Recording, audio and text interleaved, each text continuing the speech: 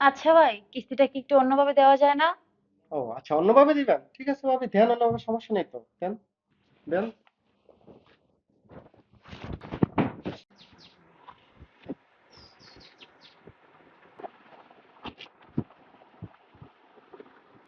ভাবি, ও ভাবি, ও শালা ভাবি, ভাবি আছেন নি?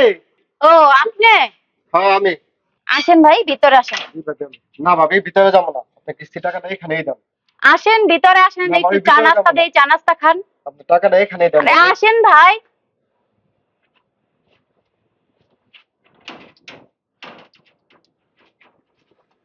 আসেন ভাই, আসেন। বসেন এখন, আসেন বসেন। বসার কি দরকার ছিল ভাবি? বসেন। আচ্ছা বসুন। ভাবি, এই দেখেন,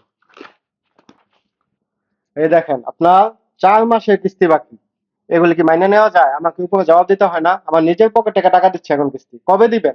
দেখেন ভাই, আপনার ভাই তো প্রবাসে গেছে, কিন্তু ওখানে একটা প্রবলেম হয়েছে, তার জন্য আমাকে টাকা পয়সা দিচ্ছে না। সংসার চালাতেই আমার হিমশিম খাইয়া যাইতেছি আমি। আপনার কিস্তির টাকা কিভাবে দিব? সবই বুঝতে পারছি ভাবি, কিন্তু এটা কি করবো আমি বলেন? আমি তো একটা চাকরি করি, নাকি আমার উপর কি জবাব দিতে হয় না? ভাই, আমার আর কয়টা দিন সময় দেন। আমি আপনার কিস্তির টাকা সব পরিশোধ করে দিব। আপনি শুধু আমাকে আর কয়টা দিন সময় দেন ভাই। না ভাবি, আমি আর একটা দিনও সময় দিতে পারবো না। আপনার জন্য প্রত্যেকটা দিন আমার উপরে জবাবদিহি করতে হয়। আজকে আপনি যে কোনো মূল্যে আমার কিস্তি পরিশোধ করবেন। আচ্ছা ভাই, কিস্তিটা কি একটু অন্যভাবে দেওয়া যায় না? ও আচ্ছা, অন্যভাবে দিবেন? ঠিক আছে ভাবি, দেন অন্যভাবে, সমস্যা নেই তো, দেন দেন।